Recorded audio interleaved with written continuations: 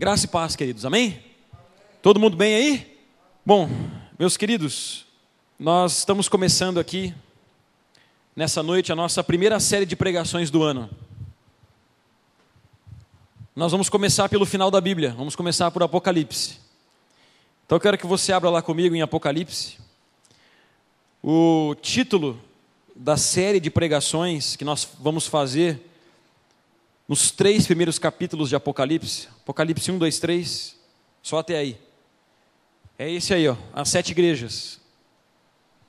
Nós falaremos sobre a mensagem do Senhor Jesus para as 7 igrejas da Ásia Menor.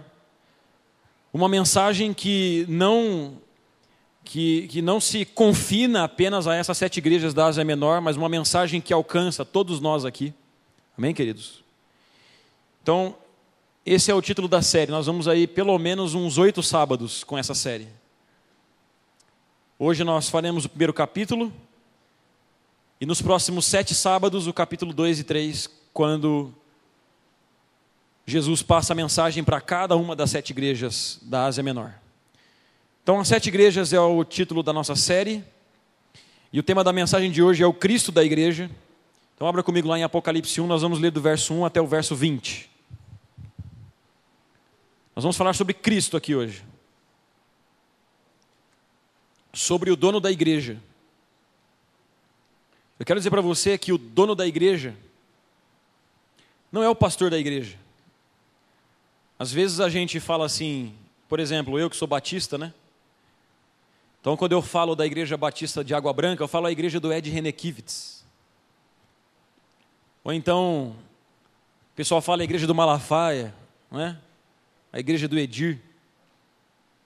Mas na verdade a igreja, o corpo de Cristo, o povo de Deus, tem apenas um dono.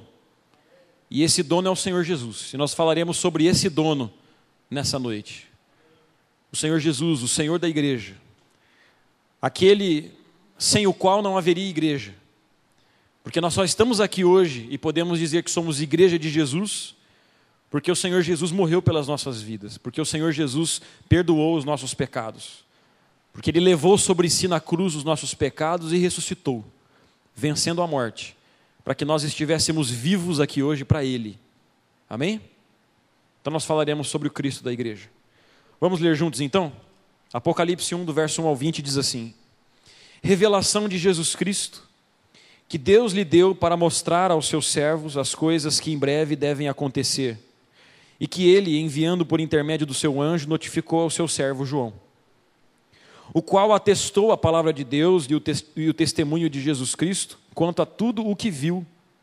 Felizes aqueles que leem e aqueles que ouvem as palavras da profecia e guardam as coisas nela escritas, pois o tempo está próximo.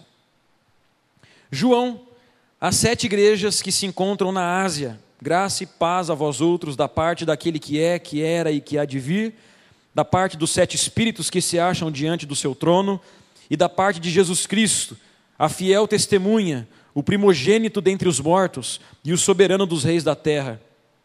Aquele que, primeiro, nos ama, segundo, pelo seu sangue nos libertou dos nossos pecados, e terceiro, nos constituiu reino e sacerdotes para o seu Deus e Pai. A Ele a glória e o domínio pelos séculos dos séculos. Amém. Eis que Ele vem com as nuvens, e todo olho o verá, até quantos o transpassaram, e todas as tribos da terra se lamentarão sobre Ele. Certamente. Amém. Eu sou o Alfa e o Ômega, diz o Senhor Deus, aquele que é, aquele que era e que há de vir, o Todo-Poderoso. Eu, João, irmão vosso e companheiro na tribulação, na esperança do reino e na perseverança em Jesus, achei-me na ilha chamada Patmos, por causa da palavra de Deus e do testemunho de Cristo. Achei-me em espírito no dia do Senhor, e ouvi por detrás de mim grande voz como de trombeta, dizendo: O que vês, escreve em livro e manda às 7 igrejas: Éfeso, Esmirna, Pérgamo, Tiatira, Sardes, Filadélfia e Laodiceia. Voltei-me para ver quem falava comigo, e quando voltei-me, vi 7 candelabros de ouro, e no meio dos candelabros um semelhante a filho de homem, com vestes talares e cingido à altura do peito uma cinta de ouro. A sua cabeça e cabelos eram brancos como a alva lã, como a neve, os olhos como chama de fogo, os pés semelhantes ao bronze polido, como o que refinado numa fornalha, a voz como voz de muitas águas. Tinha na mão direita 7 estrelas, e da sua boca saía-lhe uma afiada espada de 2 gumes. O seu rosto brilhava como o sol a pino na sua força. Quando o vi, caí a seus pés como morto. Porém ele pôs sobre mim a sua mão, dizendo: não temas, eu sou o primeiro e o último, e aquele que vive. Eu estive morto, mas eis que estou vivo pelos séculos dos séculos, e tenho as chaves da morte e do inferno. Escreve, pois, as coisas que viste, e as que são, e as que hão de acontecer depois destas. Quanto ao mistério das 7 estrelas que viste na minha mão direita, e os 7 candelabros de ouro, aqui vai. As 7 estrelas são os anjos, ou seja, os líderes, os pastores das 7 igrejas. E os 7 candeeiros, os 7 candelabros, são as 7 igrejas. Amém? Amém. Meus amados, quando nós falamos de Apocalipse, algumas impressões talvez surjam no coração dos irmãos. Por exemplo, quando nós falamos de Apocalipse, uma impressão que às vezes habita o coração de alguns é que falar de Apocalipse é falar de caos, é falar de tragédia, é falar de catástrofe, não é verdade? É por isso que quando alguma coisa ruim acontece em algum lugar, o pessoal fala: é o Apocalipse. Porque na cabeça, na mente de algumas pessoas, a impressão que fica é essa, que Apocalipse é sinônimo de catástrofe, de tragédia, de caos. Mas quando nós lemos o Apocalipse do capítulo 1 até o final, nós percebemos que, na verdade, o Apocalipse não é um livro que trata do caos e da tragédia, mas é um livro que fala exatamente o contrário, é o livro que fala da vitória do Senhor Jesus Cristo sobre todos os seus inimigos. Então, quando você lê o Apocalipse, você precisa entender que você está lendo um livro que fala do Senhor Jesus Cristo vencendo o seu pecado, vencendo a morte, inclusive a sua, vencendo o diabo, vencendo os seus demônios, vencendo o anticristo, vencendo o falso profeta, vencendo a besta, vencendo tudo. Tudo que há de mal, tudo o que o confronta, tudo o que é contrário à santidade de Deus, nós vemos em Apocalipse o Senhor Jesus Cristo vencendo. Amém, queridos? Uma segunda impressão que geralmente as pessoas têm sobre o livro do Apocalipse é que o livro do Apocalipse é um livro difícil de entender. Quem pensa assim? O resto todo mundo manja de Apocalipse, é isso? Ah, tá. A impressão que a gente fica é que o livro de Apocalipse é um livro difícil de entender, é um livro obscuro, é um livro cheio de mistérios, mas veja que coisa interessante. Pega aí tua Bíblia. Primeira palavra do verso 1, qual é? Qual é a primeira palavra do versículo 1 do Apocalipse? Qual é? Revelação. Sabe qual é o significado do termo Apocalipse? É esse aí. Revelação. Tirar o véu, descortinar, revelar, trazer à tona, mostrar o que estava oculto. Então a gente fica com aquela impressão de que o Apocalipse é um livro misterioso, é um livro que esconde, mas na verdade o Apocalipse é um livro que revela. Revela as coisas que em breve hão de acontecer. Amém, queridos? Essas são as primeiras coisas que eu queria dizer. Uma outra coisa que eu acredito que é importante dizer sobre o Apocalipse é sobre o destinatário, ou seja, para quem Apocalipse foi escrito. Como nós lemos aqui, queridos, principalmente no verso 11, o Apocalipse foi primariamente escrito para 7 igrejas, as 7 igrejas da Ásia Menor, que ficavam nessas 7 cidades aqui, do verso 11. O que você vê, escreve em livro e manda às 7 igrejas, que se encontram em Éfeso, Esmirna, Pérgamo, Tiatira, Sardes, Filadélfia e Laodiceia. Mas, meus queridos, no verso 1 diz que essa revelação, o Apocalipse, vem de Jesus Cristo e foi dado por Deus aos seus servos. Portanto, meus amados, essa mensagem do Apocalipse não se limita apenas às 7 igrejas. Prioritariamente foi enviado a essas 7 igrejas, mas a sua mensagem também nos alcança a igreja de Jesus em todas as eras, em todas as partes, inclusive nós aqui hoje. Porque aqueles problemas que havia naquelas igrejas, e os acertos daquelas igrejas, não raramente são os mesmos erros, os mesmos pecados e os mesmos acertos que nós encontramos na nossa vida e nas igrejas de hoje. Por isso que nós vamos tratar disso nesse mês de janeiro e fevereiro. Uma outra coisa importante também, que eu acho uma questão inicial, assim, introdutória sobre esse livro, que eu acho que é importante falar, é quem escreveu. A tradição quase unânime diz que quem escreveu o Apocalipse foi o mesmo João, o apóstolo que escreveu o Evangelho de João. E quando João escreveu esse evangelho, como nós vemos aqui no verso 9, ele estava nessa ilha de Patmos, uma colônia penal romana, onde os prisioneiros políticos eram exilados. E quando eles eram presos ali na ilha de Patmos, eles perdiam todos os seus direitos civis, eles perdiam todas as suas posses. Tem um pastor, o Hernandes Dias Lopes, que ele diz que todos os prisioneiros ali em Patmos eram obrigados a trabalhar nas minas que haviam ali, vestidos de trapos. Tem um comentarista antigo chamado Jerônimo, que diz que João ele foi condenado nos tempos de Nero e só foi liberto quando Domiciano morreu, 2 imperadores. Isso significa que João foi preso em Patmos, perdeu seus direitos civis, perdeu suas posses, trabalhou nas minas e ficou ali por volta de 2 a 3 anos preso. João estava preso, mas a palavra do Senhor Jesus Cristo não estava presa. Amém, queridos? Por isso a revelação veio a João, e de João às igrejas, e das igrejas a cada um de nós. Uma outra coisa importante é dizer qual é o propósito desse livro. Meus queridos, o que estava acontecendo com os cristãos para que eles passassem, para que o livro de Apocalipse fosse necessário e propício a cada um deles? Os cristãos eles estavam passando por tempos muito difíceis, porque eles enfrentavam 2 coisas. Primeiro, um poder imperial contrário e a iminência da morte constantemente. Isso acontecia porque os cristãos viviam no Império Romano. E o Império Romano é um império pagão, com um poder imperial que pretendia ser cada vez mais reconhecido como divino, como tendo uma natureza divina. Ou seja, o imperador, queridos, queria ser adorado como Deus.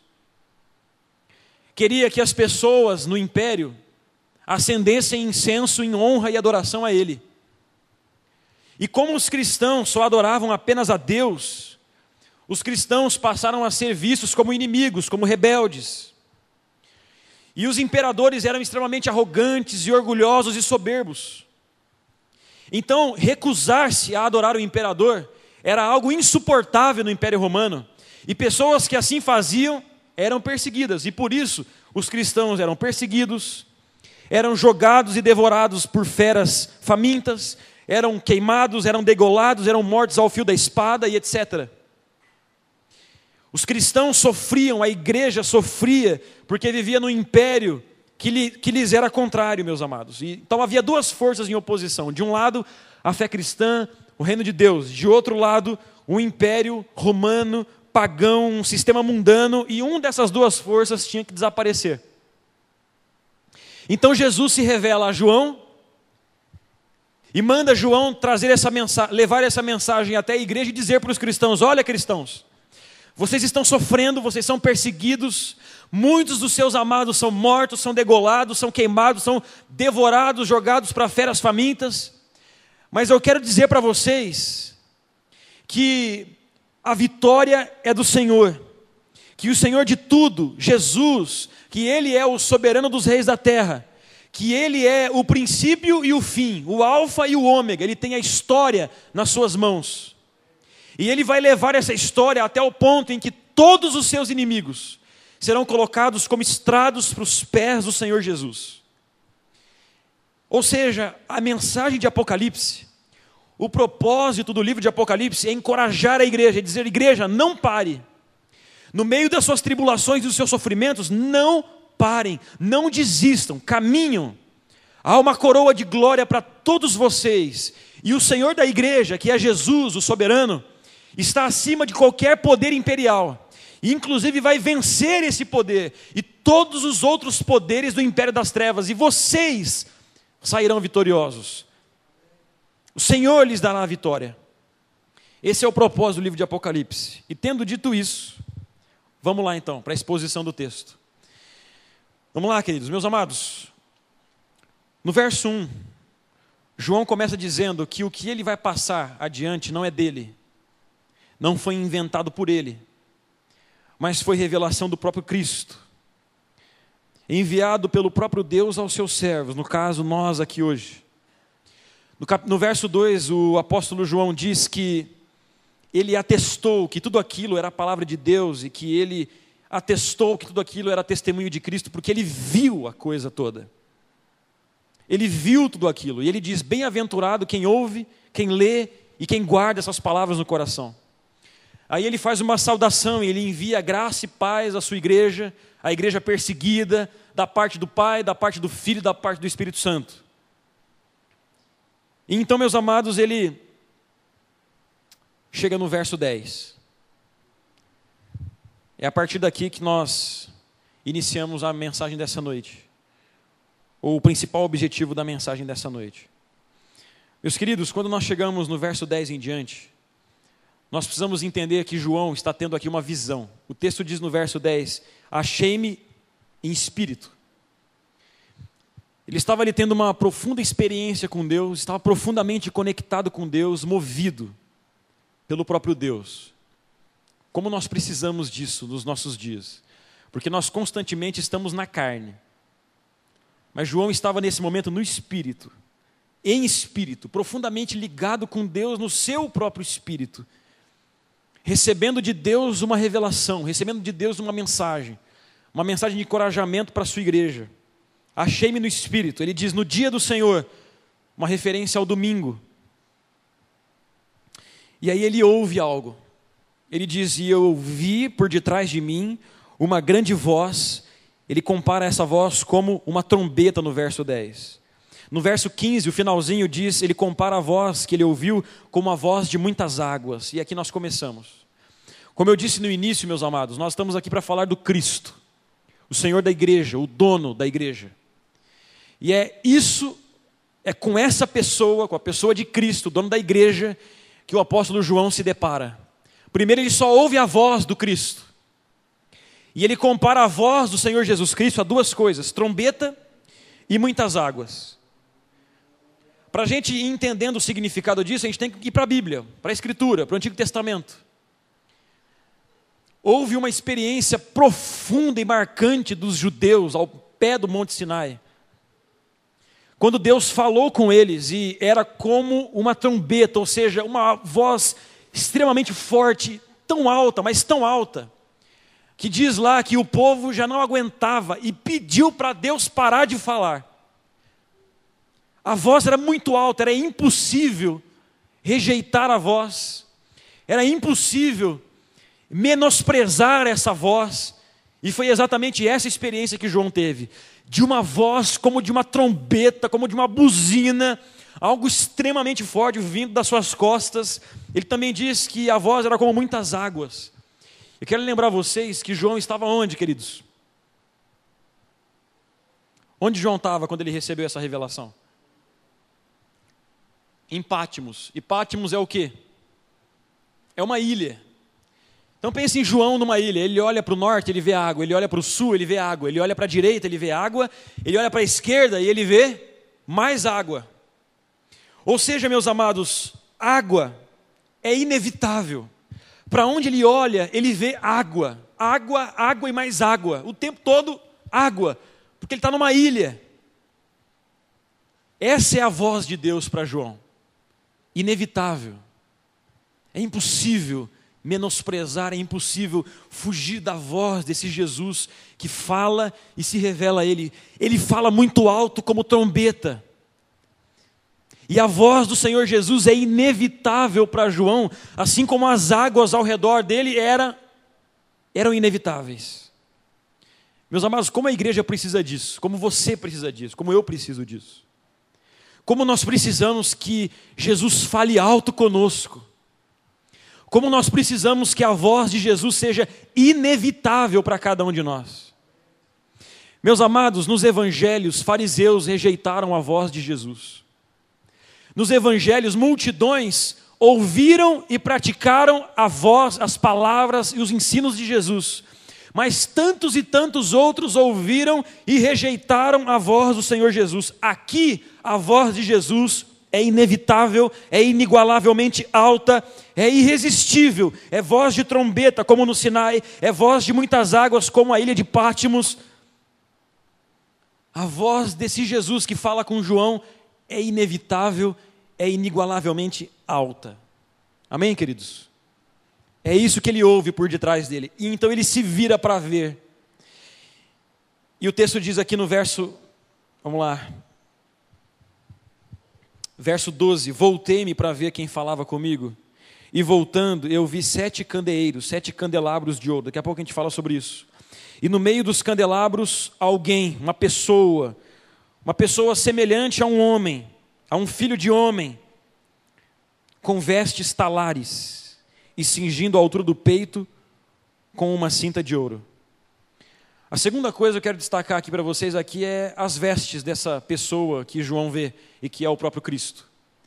Acabamos de falar sobre a voz do Senhor Jesus e agora as vestes do Senhor Jesus. O que é esse negócio de vestes talares? Talos é calcanhar em latim. Talos é calcanhar. Vestes talares são vestes que são longas e que chegam até o calcanhar. E a gente vê isso onde nas Escrituras, queridos? No Antigo Testamento. Como era a roupa dos sacerdotes do Antigo Testamento? Elas eram assim, os sacerdotes, eles se vestiam com vestes talares, ou seja, com vestes longas que iam até o calcanhar e com um cinto de ouro. Representando, meus amados, que esse Jesus, esse Cristo, que João enxerga, é o nosso sumo sacerdote. É aquele que nos conduz até a presença do Pai. É aquele que fez o sacrifício pelos nossos pecados e por isso hoje nós somos igreja com pleno acesso ao nosso Deus, podendo ouvir a voz de Deus, reconciliados com Deus, perdoados por Deus, porque o Cristo, que é o nosso dono, que é o Senhor da nossa igreja, que é o Senhor da sua vida, o Cristo é sacerdote. Ele abriu um caminho para cada um de nós, ele nos conduz até a presença de Deus. Essa é a função, meus amados, de um sacerdote. O Senhor Jesus tem uma voz inevitavelmente alta, uma voz completamente inevitável, e Ele é o nosso sacerdote, o sumo sacerdote da igreja, aquele que nos conduz até a presença de Deus, totalmente reconciliados e perdoados. O texto continua dizendo que a visão que João tem é de um filho de homem, vestido com vestes talares e um cinto de ouro. E no verso 14 diz que a sua cabeça e os seus cabelos eram brancos como alva lã, brancos como a neve. De novo a gente vai para o Antigo Testamento. Meus amados, os símbolos de Apocalipse não surgem assim do nada. Os símbolos de Apocalipse sempre estão baseados no contexto ou nas Escrituras, no Antigo Testamento. Cabelos brancos no Antigo Testamento, principalmente no livro de Provérbios, traz a ideia do idoso, da honra, da sabedoria do idoso, da dignidade do idoso. O tempo todo em Provérbios é dito que os idosos, os cabelos brancos, simbolizam essa honra e essa sabedoria, e por isso todos nós temos que honrar os mais velhos. Quando João olha para Jesus, a única coisa que ele consegue descrever desse Senhor Jesus é isso. Ele olha para aquela visão incrivelmente gloriosa e para tentar passar essa mensagem para a igreja, ele diz, olha, ele tinha como que cabelos brancos, como lã, alvos como a neve, extremamente brancos, honrado. Todos os tesouros da sabedoria e do conhecimento se encontram no Senhor Jesus, é o que diz o apóstolo Paulo. Esse é o dono da igreja, queridos. Ele é honrado. O nosso Deus é extremamente sábio. O Senhor Jesus Cristo é aquele que já viu de tudo. O seu vô provavelmente já viu muita coisa. Provavelmente o seu vô, com certeza o seu vô, já viu muito mais do que você viu.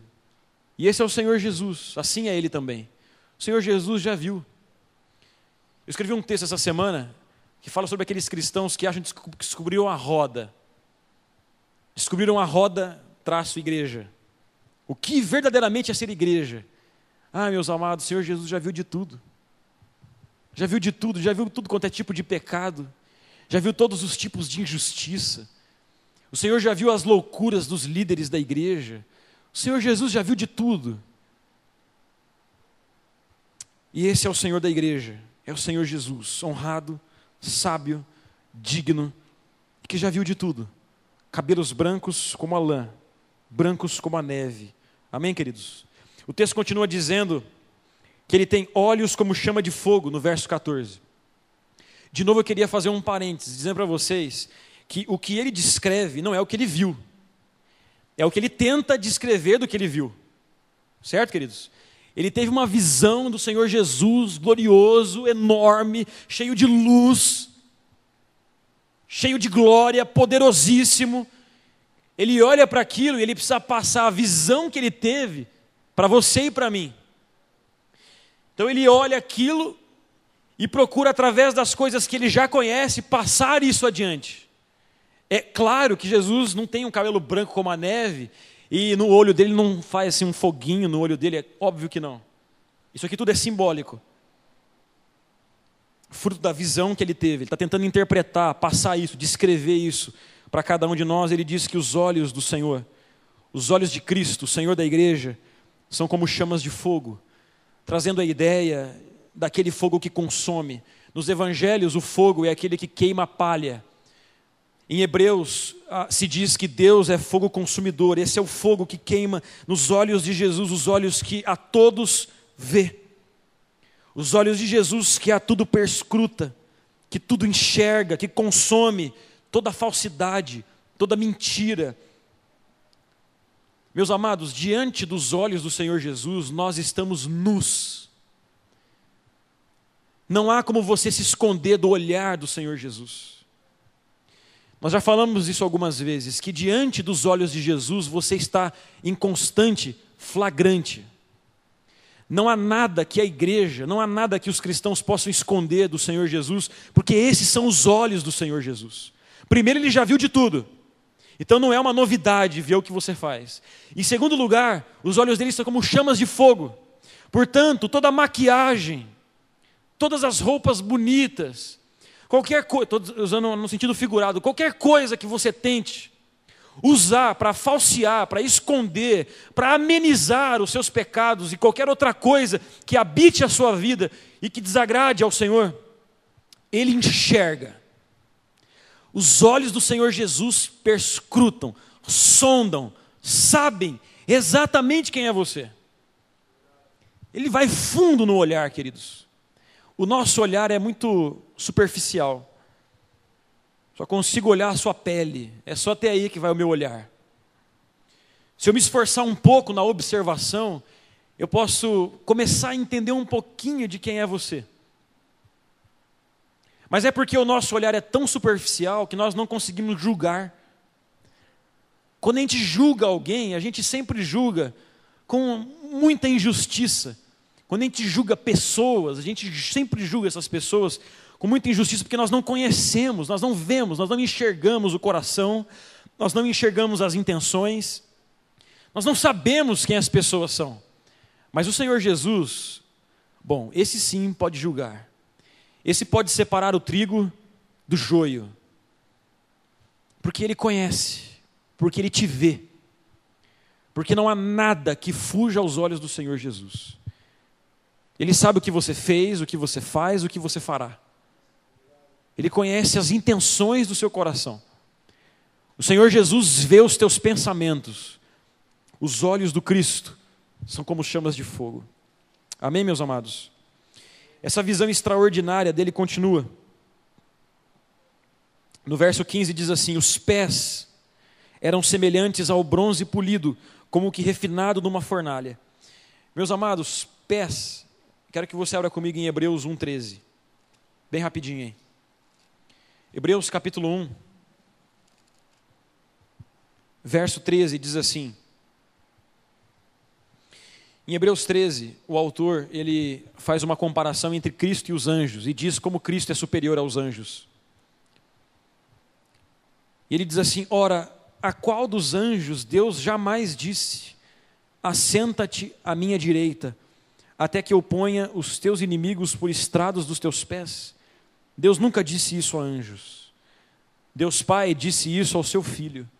assenta-te à minha direita, até que eu ponha os teus inimigos por estrado, os teus inimigos como chão dos teus pés. Portanto, quando nós vemos essa figura do Senhor Jesus, gloriosa, com essa voz de trombeta, com essa voz de muitas águas, essa voz inevitável, com esses olhos como chama de fogo, com esses cabelos brancos de honra e dignidade, vestido com essas vestes de sacerdote. E quando nós vemos esse Senhor Jesus com os pés de bronze polido, nós temos que ter em mente a vitória do Senhor Jesus pisando os seus inimigos. Esses pés que esmigalham, que amassam, como um rolo compressor, todos os seus inimigos, o império das trevas, o diabo, seus demônios, o pecado, a morte. O Senhor Jesus tem pés com força e poder para esmagar todos os seus inimigos. É isso que significa dizer que esse Senhor Jesus tem pés como de bronze polido, uns pés de metal que pisam, que passam por cima, que esmagam, que comprimem, que detonam mesmo com todos os seus inimigos. Veja que visão extraordinária do Senhor Jesus. E talvez você já comece a pensar assim, nossa, o que esse Jesus tem a ver com os Jesus dos evangelhos, né? Esse Jesus tem olhos como chama de fogo. Daqui a pouco a gente vai ver que esse Jesus tem da sua boca uma espada afiada, que esse Jesus tem pés que pisam, pés que esmagam. E o Jesus dos evangelhos, ele sentava na mesa com pecadores. O Jesus dos evangelhos me parece tão manso. O Jesus dos evangelhos só fala de amor, amor, amor, perdão, cura os enfermos, só faz o bem para onde vai. A gente já vai chegar lá. Verso 16, ele diz assim, tinha na mão direita 7 estrelas, a gente já vai falar sobre isso. E da boca saía-lhe uma afiada espada de 2 gumes. Por isso que eu disse no início, se você imaginar que verdadeiramente sai uma espada da boca de Jesus, meu Deus, você vai sair correndo desse Jesus. Que é um Jesus com olhos como chama de fogo, um Jesus com cabeça branca, um Jesus com vestes sacerdotais, um cinto de ouro, um Jesus que sai uma espada da boca dele. Tudo isso é simbólico, queridos. Sair uma espada da boca de Jesus significa que a palavra de Jesus é cortante. A palavra do Senhor Jesus chega no ponto certo, nada a impede. Divide juntas e medulas, vai ao ponto de dividir a alma e o espírito, ou seja, a palavra de Jesus alcança lá dentro, chega onde tem que chegar. Lá em Isaías capítulo 55 diz que a palavra que é enviada por Deus sempre cumpre o propósito para o qual ela foi enviada. Ela é cortante, meus amados. Ele fala e todos se calam e já não há mais questionamentos a fazer. É por isso que nas imagens de juízo no Antigo Testamento, entre os profetas, se diz que quando Deus fala, todos os outros se calam. É por isso que depois que Deus fala com Jó, Jó põe as mãos na boca.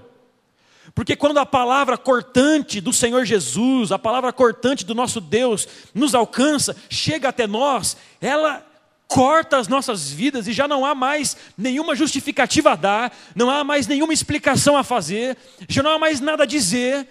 Nós ficamos completamente calados porque aquilo que Ele disse é exatamente a verdade sobre as nossas vidas e sobre tudo ao nosso redor. Não é possível questionar a verdade cortante do Senhor Jesus. Esse é o poder do Evangelho.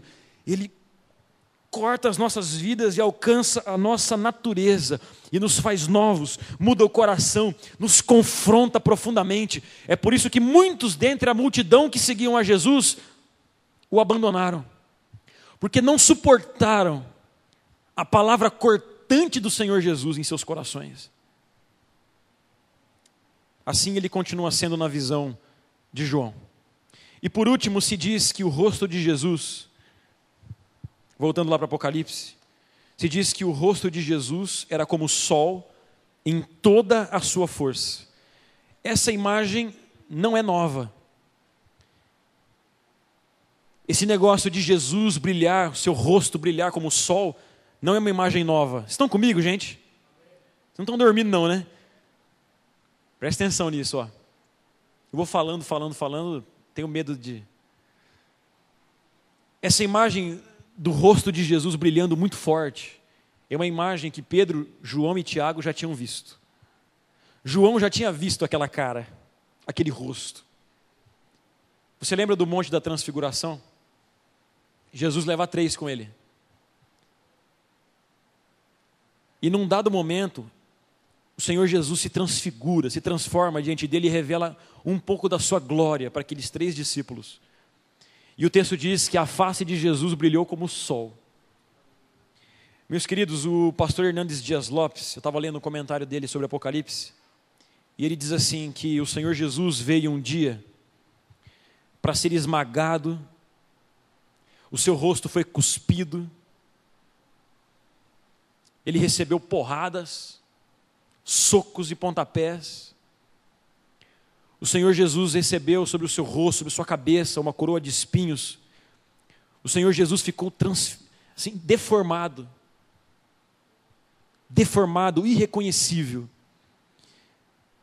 Mas o rosto do Senhor Jesus, aquele que virá nas nuvens, virá com este rosto aqui, como o sol em toda a sua força, com toda a sua glória. O Cordeiro de Deus vem. Porque ele esteve morto, mas ele recebeu vida. Ele ressuscitou para ficar vivo pelos séculos dos séculos. E nós dizemos amém. Amém, queridos? Meus amados, essa é a visão que João tem. Você conseguiu imaginar junto comigo essa visão, pelo menos um pouquinho? Sim ou não? Tenta imaginar esse Cristo que se apresenta. Você está lá de boa, de repente no seu quarto, em oração, tudo escuro, tudo apagado. De repente você ouve uma voz que você dá um susto. Seu coração vai para a boca, porque é uma voz como de trombeta, é muito alto, e ela é irresistível. Não é possível menosprezar a voz que você ouve. Quando você se volta, você toma mais um susto maior ainda. Porque você vê a figura de um homem vestido com vestes sacerdotais, uma glória, porque o brilho do seu rosto era como o sol em toda a sua força, olhos como chama de fogo, e você se depara com aqueles olhos. Você se depara com aqueles cabelos brancos. Você se depara com a boca do Senhor Jesus, na qual sai uma espada afiada, sua palavra que vem e que corta você. Você se depara com aquela figura enorme, aquela visão extraordinária, gloriosa, cheia de luz e cheia de muito som. Você toma um susto, e muito mais do que susto, você fica com muito medo, temor e tremor. Meus amados, veja aqui em Apocalipse, quando o apóstolo João se depara com esse Cristo, verso 17 diz assim, e aqui nós chegamos no final da nossa pregação, no ponto principal do que nós queremos falar aqui hoje. Dá uma olhada no verso 17. Quando o vi, eu caí a seus pés como morto. Para por aí. Você consegue imaginar o impacto que a visão de Cristo gerou em João? Usa um pouco a imaginação. Imagina você diante de uma visão tão gloriosa e de um som tão poderoso que você cai quase que como morto diante da visão. Você está entendendo o poder disso? Você está entendendo a glória do Cristo que João viu? Você está entendendo isso, queridos? Você está entendendo como Cristo é maravilhoso, glorioso, desejável? Como a visão do Cristo é a visão mais gloriosa que qualquer pessoa possa ter na vida. Você está conseguindo entender isso, meus amados? Que diante da glória do Cristo nós nos dobramos. Eu quero dizer para você que no último dia, como nós cantamos, tanto aqueles que esperam a volta de Cristo, quanto aqueles que não esperam a volta de Cristo, tanto aqueles que o receberam em seus corações, quanto aqueles que não receberam, rejeitaram a vida inteira, tanto aqueles que viveram como discípulos dentro da comunidade, como aqueles que viveram como lobos dentro da comunidade. Tanto aqueles que creram a vida inteira, como aqueles que duvidaram a vida inteira, terão essa visão. Talvez muito mais do que isso. E é por causa do Cristo, da sua glória, da sua majestade, só por causa disso, por causa da sua santidade, por causa do seu poder, da sua presença gloriosa e santa e majestosa, é por causa da presença de Jesus, que todo joelho se dobrará, querido.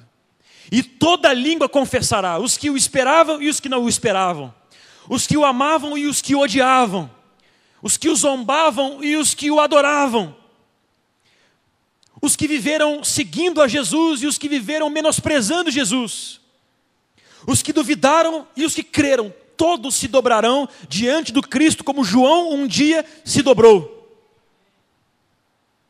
Todos terão essa visão da glória do Senhor e não se aguentarão em pé, cairão como que mortos diante da visão do Cristo.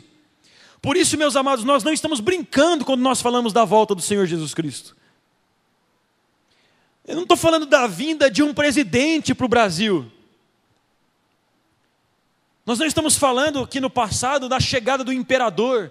Quando o imperador estava para chegar, os servos iam à frente, anunciando, proclamando, e as estradas eram pavimentadas para que o imperador chegasse, e era feita uma festa quando ele chegava. Eu não estou falando da chegada de homens, por mais poderosos aqui na terra que esses homens sejam. Eu estou falando do Criador dos céus e da terra, se apresentando em toda a sua glória e majestade, para os seus filhos e para a sua criação,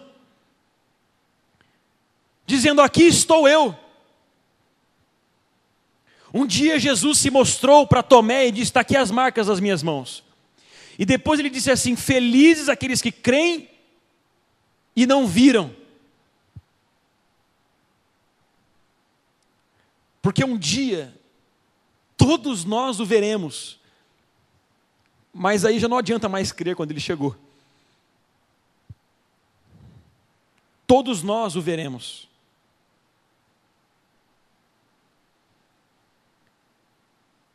Todo joelho se dobrará e toda língua confessará que Jesus Cristo é o Senhor, para a glória de Deus Pai.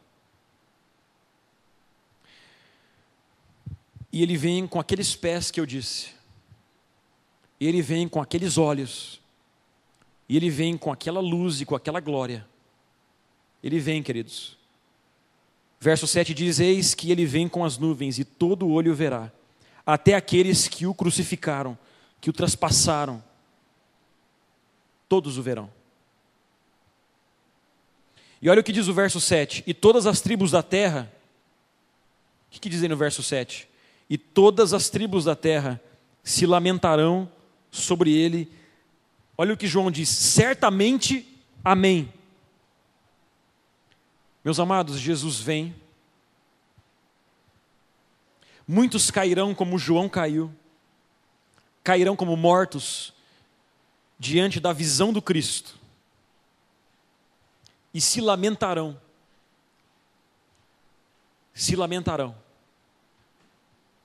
porque não creram no único Filho de Deus.